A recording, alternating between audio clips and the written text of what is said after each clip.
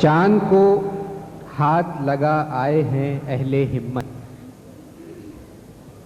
ان کو یہ دھن ہے کہ اب جانب مریخ بڑھیں۔ ایک ہم ہیں کہ دکھائی نہ دیا چاند ہمیں، ہم اسی سوچ میں ہیں عید پڑھیں یا نہ پڑھیں۔ یہ خوبصورت قطعہ انور مسعود صاحب کا ہے، پاکستان سے تشریف لائے ہیں محترم انور مسعود صاحب۔ ایک قطعہ عرض کر رہا ہوں، اس کے سبب سے ہے یہ ملاقات دوستاں، واہ، اس کے سبب سے ہے یہ ملاقات دوستاں، یہ جو مشاعرہ ہے سمندر کے پار کا، واہ، یہ جو مشاعرہ ہے سمندر کے پار کا، میں ہوں اور ایک عالم کیف و سرور ہے، نشہ سا ہو گیا مجھے جشن خمار کا۔ ایک قطعہ عرض کر رہا ہوں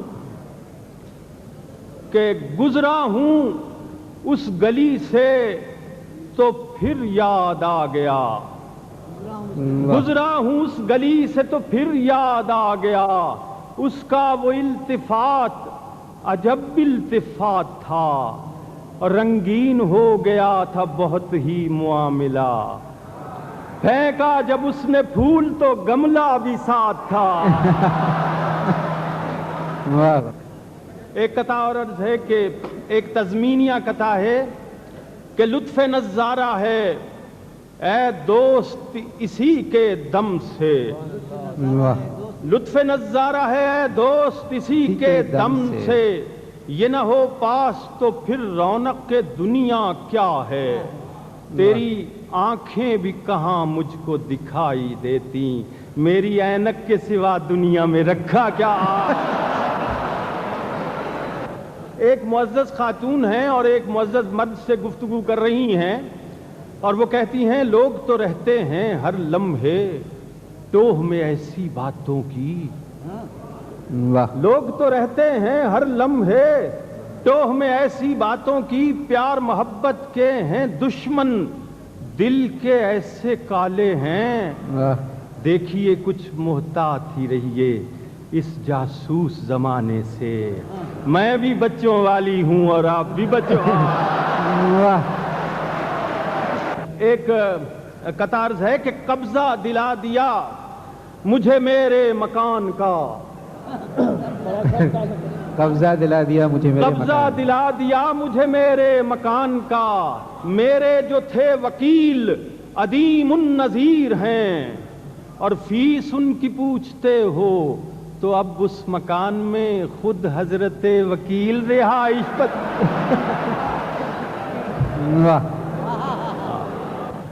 ابتدا میں سلیم جعفری صاحب نے انگریزی کے بارے میں بات کی تھی، اپنے وطن کے حوالے سے بات کر رہا ہوں۔ ایک قطعہ ہے یہی انگریزی زبان کے بارے میں کہ کبھی پھر گفتگو ہوگی کہ یہ سوغات افرنگی، کبھی پھر گفتگو ہوگی کہ یہ سوغات افرنگی، عموماً آدمی کی ذہنیت کیسی بناتی ہے، ابھی اتنا کہہ دیتا ہوں انگریزی کے بارے میں، کچھ ایسی ڈھیٹ ہے کم بخت آتی ہے نہ جاتی ہے۔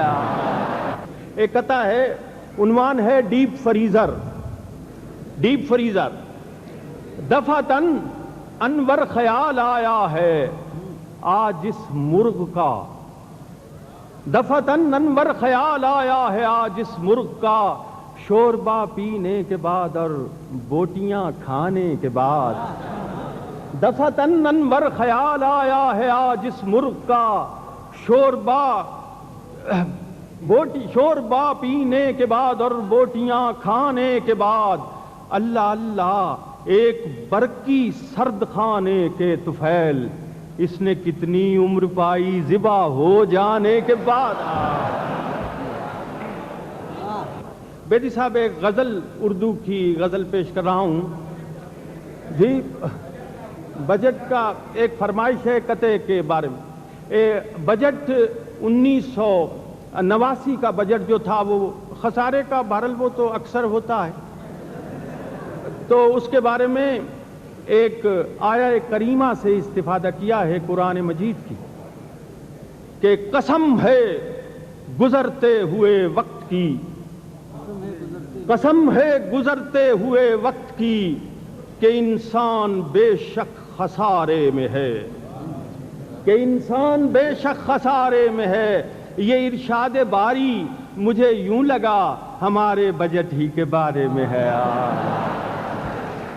ایک فرمائش ہے اسی ضمن میں، جن دنوں یہ بجٹ آیا تھا ان دنوں اسکائی لیب گرنے والی تھی، تو اسکائی لیب کے گرنے سے پہلے بجٹ اناؤنس ہو گیا تھا. تو عرض کیا ہے کہ خلائی لیب کے گرنے سے پہلے، خلائی لیب کے گرنے سے پہلے حوادث پیش کتنے آ گئے ہیں.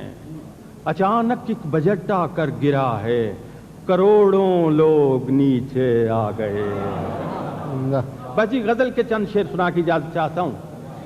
غزل ہے کہ کیوں کسی اور کو دکھ درد سناؤں اپنے، کیوں کسی اور کو دکھ درد سناؤں اپنے، اپنی آنکھوں سے بھی میں زخم چھپاؤں اپنے، اپنی آنکھوں سے بھی میں زخم چھپاؤں اپنے. اور میں تو قائم ہوں تیرے غم کی بدولت ورنہ، میں تو قائم ہوں تیرے غم کی بدولت ورنہ، یوں بکھر جاؤں کہ خود ہاتھ نہ آؤں اپنے. میں تو قائم ہوں تیرے غم کی بدولت ورنہ، یوں بکھر جاؤں کو کہ خود ہاتھ نہ آؤں اپنے. شعر لوگوں کے بہت یاد ہیں اوروں کے لیے، شعر لوگوں کے بہت یاد ہیں اوروں کے لیے، تو ملے تو میں تجھے شعر سناؤں اپنے، تو ملے تو میں تجھے شعر سناؤں اپنے. تیرے رستے کا جو کانٹا بھی میسر آئے، میں اسے شوق سے کالر پہ سجاؤں اپنے. بیدی صاحب شعر عرض ہے کہ سوچتا ہوں کہ بجھا دوں میں یہ کمرے کا دیا اپنے، سوچتا ہوں کہ بجھا دوں میں یہ کمرے کا دیا، اپنے سائے کو بھی کیوں ساتھ جگاؤں اپنے. سوچتا ہوں کہ بجھا دوں میں یہ کمرے کا دیا، اپنے سائے کو بھی کیوں ساتھ جگاؤں اپنے. اور اس کی تلوار نے وہ چال چلی ہے اب کے، اس کی تلوار نے وہ چال چلی ہے اب کے، پاؤں کٹتے ہیں اگر ہاتھ بچاؤں اپنے.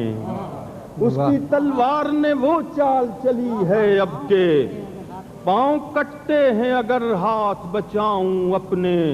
آخری بات مجھے یاد ہے اس کی انور، جانے والے کو گلے سے نہ لگاؤں اپنے. واہ واہ، سبحان اللہ. بہت بہت شکریہ.